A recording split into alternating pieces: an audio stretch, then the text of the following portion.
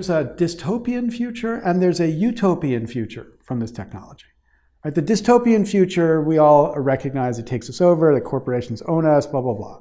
The utopian future is the world could become a world where we don't need to work 40 hours a week.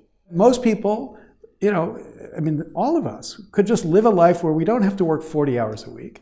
Or, in the United States, we work 60 hours a week. We don't have to live that life. The definition of our life is not, I turn 21 and I get a job and I keep that job until I'm 65. That's not life.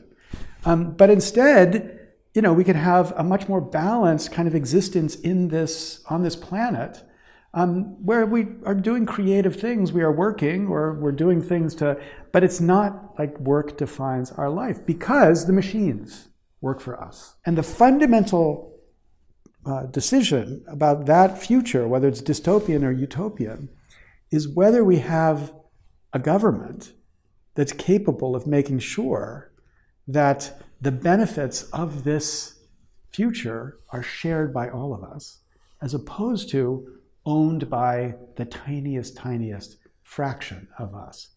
And that choice is the fundamental choice, and will only be made sensibly if we have a governing structure to make that choice.